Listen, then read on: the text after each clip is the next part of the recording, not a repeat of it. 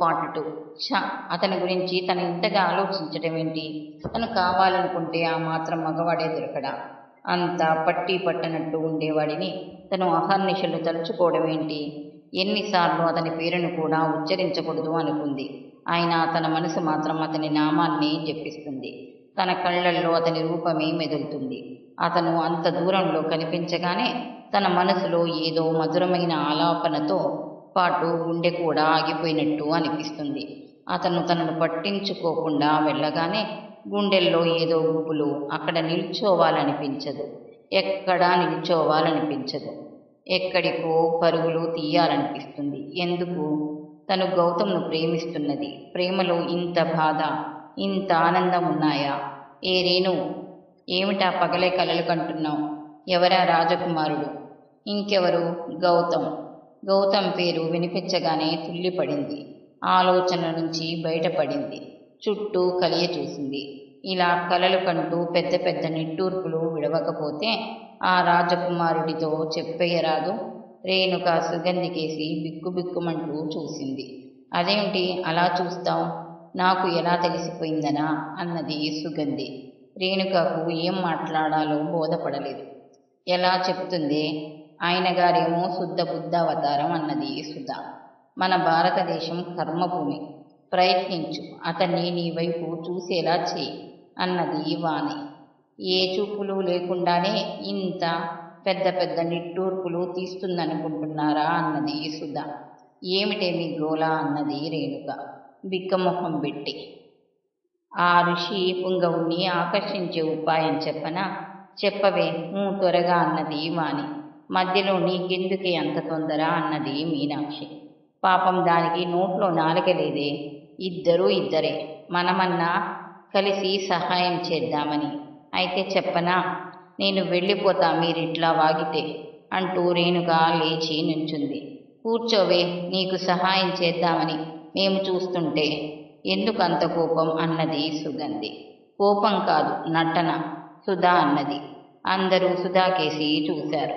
నేనేం నటించడం లేదు. అలాంటివి నాకు చేత కావు. అంటే నాకు చేతనవుతాయనా నీ ఉద్దేశం? సుధా కంఠం తీవ్రంగా ఉంది.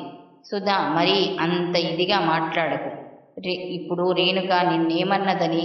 కూర్చో రేణు అంటూ చెయ్యి పట్టుకుని లాగి కూర్చోపెట్టింది సుగంధి. సుగంధికి ఇలాంటి ట్రిక్స్ బాగా తెలుసు. కూర్చోవే రేణు. చెప్పు సుగంధి.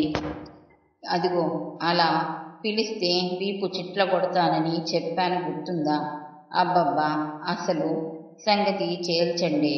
ఇంతకీ ఆ రాజకుమారుణ్ణి తన వైపుకు ఆకర్షించుకోవాలంటే రేణుక ఏం చేయాలి అడిగింది మీనాక్షి. ఇదిగో చెప్తున్నా రేణు, శ్రద్ధగా విను. అతన్ని ఊరచూపులతో చూడు. పసివాడు మీఠాయి కేసి చూసినట్టు చూడు. నీ అందమైన మెడను కొంచెం పైకెత్తి పక్కకు విరిచి నెమలిలా చూడు. అతన్ని ముందు నుంచి చిన్నగా రాజహంసలా నడుస్తూ మధ్య మధ్య వెనుకకు చూస్తూ నడు. తల్లి, ఇంకా చాలు ఆపు. రెండు చేతులు జోడిస్తూ అన్నది రేణుక. వస్తున్న నవ్వును పెదవుల మధ్య బలవంతంగా బంధించింది. ఆహా, అద్భుతం. మన సుగంధికి చాలా ఎక్స్పీరియన్స్ ఉన్నట్టుందే. ఏడ్చారులే, కాసేపు నోళ్లు మూసుకుని కూర్చోండి. మీనాక్షి, వాణి నోళ్లు చేతులతో మూసుకున్నారు. అది చూసి సుగంధికి నవ్వాగలేదు. రేణుక కూడా పకపక నవ్వింది. సుధా మాత్రం గంభీరంగా కూర్చుంది. ఉట్టి మునిగిపోయినట్టు కూర్చోకపోతే నువ్వు నవ్వరాదే అన్నది వాణి సుధను చూస్తూ. మీరు నవ్వుతున్నారుగా, చాలే అన్నది సుధా విసురుగా. సుధా అంత చిరాకు పడటానికి కారణం వాణికి తప్ప మరెవరికీ అర్థం కాలేదు. వాణి సుధా కళ్ళల్లోకి చూసింది. ఎందుకే అలా చూస్తావు? నా ముఖంలో బొమ్మలు ఆడుతున్నాయా? కయ్యిన లేచింది సుధా. అరే బాబా, మధ్యలో పానకంలో పుడకల్లా మీరేమిటి? మీనాక్షి అందుకుంది. ఇంక నీ పాఠం ప్రారంభించు అన్నది వాణి సుగంధితో. నీకు అందం ఉంది, ఏం లాభం? ఆ అందాన్ని ప్రదర్శించడం రాదు. అసలు మగవాళ్ల మనసుల్ని ఎలా దోచుకోవాలో నీకు బొత్తిగా తెలిసి చావదు. అదేమిటో త్వరగా తేల్చి చెప్పు బాబు. మమ్మల్ని సస్పెన్స్తో చంపుతున్నావు అన్నది మీనాక్షి. మధ్యలో మీరు ఇలాగే మాట్లాడుతూ ఉంటే ఇంకా ఈ పాఠం ముందుకు సాగినట్టే. పదవేరేను, నీకు రహస్యంగా చెప్తాను. నాకేం అక్కర్లేదు. వాళ్ళకే తొందరగా ఉంది. వాళ్ళకి ఆ చెప్పే పాఠం ఏదో చెప్పే అన్నది రేణుక. అమ్మ దొంగ, నీకు వినాలని ఉంది, పైకి మాత్రం పెద్ద బెట్టు చేస్తున్నావు అన్నది వాణి. ఎంతవరకు చెప్పాను? అదే మగవాళ్ళ మనసుల్ని దోచుకోవడం రేణుకకు తెలియదు.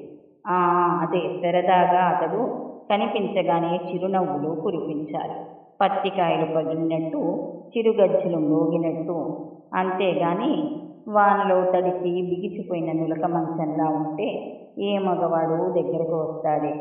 వానలో తడిసి 2 కోళ్ళు పైకి లేచిన నులక మంచం రేణుక కళ్ళల్లో మెదిలింది.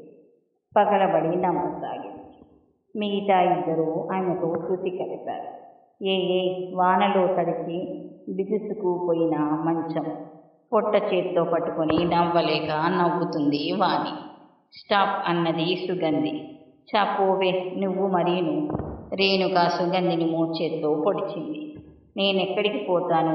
మీ ఇద్దరికి ఆ 3 ముళ్ళు పడేలా చూశాకే ఈ కాలేజీ నుంచి వెళతాను అన్నది సుగంధి. మళ్ళీ నవ్వు. సుధా అందరికేసి చురచురా చూడసాగింది. నా మాట విని ఒక్కసారి పలకరించి చూడు. పలకరించి ఏం లాభం లేదు, సమాధానం చెప్పి వెళ్ళిపోతాడు అనేసి చటుక్కున నాలుక ఖర్చుకుంది రేణుక. ఓహో, అయితే గ్రంథం ప్రారంభించావన్నమాట. ఏదో వాళ్ళంతా సరదాకు అంటున్నారనుకుంటున్నాను ఇంతసేపు. అయినా అతని వెంట నువ్వు పడటమేమిటే? ఆ బట్టలు, అతను బొత్తిగా దారిద్రుల్లా ఉన్నాడు. అతన్ని చూస్తుంటే నాకు జాలి వేస్తుంది. నువ్వు పలకరించినా నీ ఎదుట నిల్చోడానికి అతనికి దమ్ములుండొద్దు. అయినా అతడంటే నీకు వ్యామోహం ఏమిటి? సుధా గబగబా అనేసింది. సుగంధి, మీనాక్షి సుధా ముఖంలోకి తెల్లబోయి చూశారు. వాణి మాత్రం ముసిముసిగా నవ్వుకుంది. వ్యామోహం కాదు, ప్రేమ. దాన్నే ప్రేమ అంటారు. ప్రేమకు అంతస్తులు అడ్డురావని నీకు తెలియదా అన్నది మీనాక్షి.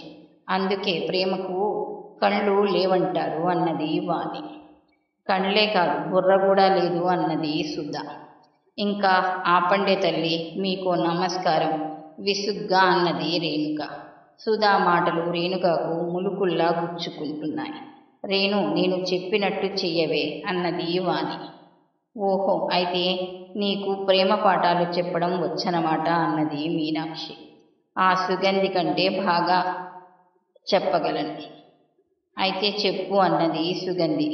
అందరూ వినండి, జాగ్రత్తగా వినండి. ఇది అందరికీ ఒకనాడు ఉపయోగపడుతుంది. వింటున్నారా? చంపక చెప్పవే త్వరగా. మరేమో ఓ క్షణం తలగొక్కుని మళ్ళీ ప్రారంభించింది. మరేమో గౌతమ్ ముందు వెడుతూ ఉంటాడు. ఆ వెనకే రేణుక నడుస్తూ ఉంటుంది. చిన్నగా దగ్గుతుంది. అతను వెనక్కి తిరిగి చూడడు. అందువల్ల వరిగేది వినండే బాబు. కొంత దూరం నడిచాక రేణుక గబగబా అతన్ని దాటుకుంటూ వెళుతుంది. అలా అలా వయ్యారంగా నడుస్తూ చేతిలోని చిన్న పర్సును జారవిడుస్తుంది. అతను ఆ పర్సును చూస్తాడు. పొరపాటుగా పడిపోయింది అనుకుంటాడు. వంగి తీస్తాడు. గబగబా ముందుకు వెళ్ళి, మీ పర్సు పడిపోయిందండి అంటూ పర్సు అందిస్తాడు. వయ్యారంగా అందుకొని ఓరగా చూస్తూ తీయగా థ్యాంక్స్ చెప్తుంది. కృతజ్ఞతాపూర్వకంగా అతని కళ్ళల్లోకి చూస్తుంది. ఆ తర్వాత అతను అకియా మిలాకే జియా అంటూ హై పిచ్లో పాట ఎత్తుకుంటాడు అన్నది సుధా మధ్యలో అందుకుని వ్యంగ్యంగా. అవును, అచ్చం అలాగే జరుగుతుంది అన్నది వాణి నవ్వుతూ. రేణు వాళ్ళంతా నీకు తాటాకులు కడుతున్నారే అన్నది సుధా. రేణుక మాట్లాడలేదు. అయినా నువ్వు గౌతమ్ను ప్రేమించడం ఏంటి మళ్ళీ అన్నది సుధా. అతనికేం తక్కువైంది? అతనిలో నీకు కనిపించిన ప్రత్యేకత ఏమిటో? అతనిలో చాలా మందిలో లేని సంస్కారం ఉన్నది. ముఖ్యంగా ఆడపిల్లని ఆవురమంటూ చూడడు. రేణుక కంఠం బరువుగా గంభీరంగా ఉన్నది. అలా చూడాలంటే ఎంత ధైర్యం కావాలి? అంత బీదవాడికి ఆడపిల్లలకేసి చూసే ధైర్యం ఎలా ఉంటుంది? ఆత్మహీనతాభావంతో అలాంటి వాళ్ళు కుంగిపోతూ ఉంటారు. ఎవరి ముందు ధైర్యంగా తలెత్తి నిల్చోలేరు అన్నది సుధా. నువ్వు శ్రీమంతుల బిడ్డవు, అంత మాత్రం చేత బీదవాళ్లను చులకనగా మాట్లాడదు వాణి అందుకుంది. మధ్యలో నీ సలహా ఏమిటి? ఇదిగో రేణు, మంచికే చెప్తున్నాను. హనుమంతరావు లక్షాధికారి కొడుకు. అతనికి నువ్వంటే తగని ఇష్టం. అతన్ని సుధా రేణుక దాదాపు అరిచినట్టే అన్నది. ఇంకెప్పుడు అలా మాట్లాడు. హనుమంతరావుకు నీకు సరిపోతుంది.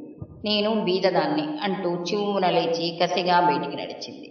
ఏం హనుమంతరావుకు ఏం తక్కువైంది? సుధా మాటలకు రేణుక గడపలో ఆగి వెనక్కి చూసింది. అందుకేగా నీకైతే మంచి జోడి అన్నాను అని బయటకు వెళ్ళిపోయింది. సుధా ప్రవర్తన సుగంధికి మీనాక్షికి కూడా కోపాన్ని తెప్పించింది. రేణుక వెనక వాళ్ళిద్దరూ వెళ్ళిపోయారు. వాణి సుధా ముఖంలోకి అలా చూసింది. చిరునవ్వు నవ్వింది. ఎందుకే అలా నవ్వుతావు? ఒకటి అడగనా? అడుగు. నువ్వు గౌతమ్ను ప్రేమిస్తున్నావు కదూ? సుధా తుల్లిపడింది. అవును, ప్రేమిస్తున్నావు. నాకు తెలుసు. ఎవరు చెప్పారు? నేను ఆ మాట అనగానే నువ్వు తుల్లిపడ్డావు. దాచాలనుకున్న విషయం ఎదుటి మనిషికి తెలిసిపోయిందని అకస్మాత్తుగా వింటే తుల్లిపడటం సహజం. గొప్ప సైకాలజీ. అవును, అదే మానవ సైకాలజీ. నీ ధోరణిలో ప్రతి మాటలో రేణుక అంటే ఈర్ష్యపడుతున్నట్టు కనిపెట్టాను. నాకు రేణుక అంటే ఈర్ష్య ఏమిటి?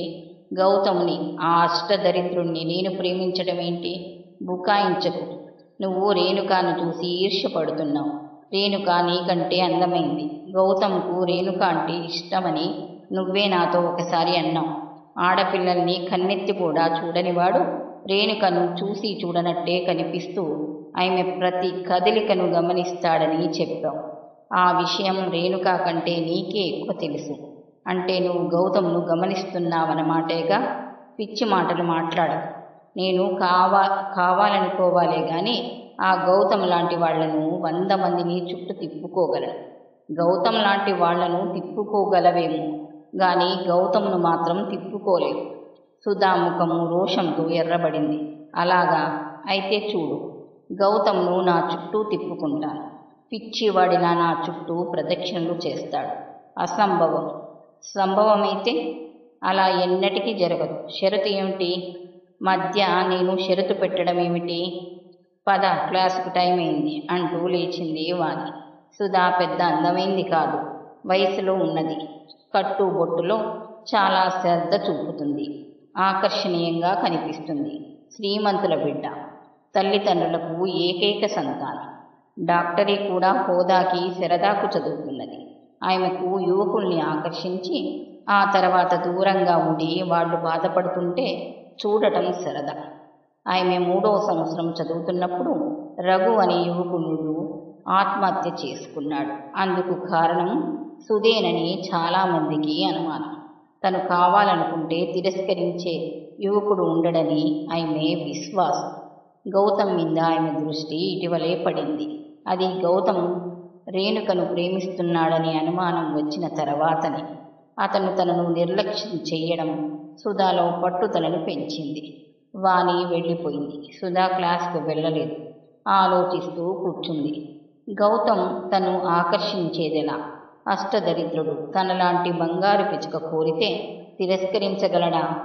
తనను చూసి కాకపోయినా తన డబ్బుకైనా లొంగిపోతాడు. సిరి తనకు తానై వలచి వస్తే వద్దని మూర్ఖుడు ఉంటాడా? ఉండడు. గౌతమ్ తన బీదతనాన్ని ప్రతి నిమిషం గుర్తు చేసుకుంటూ ఉంటాడు.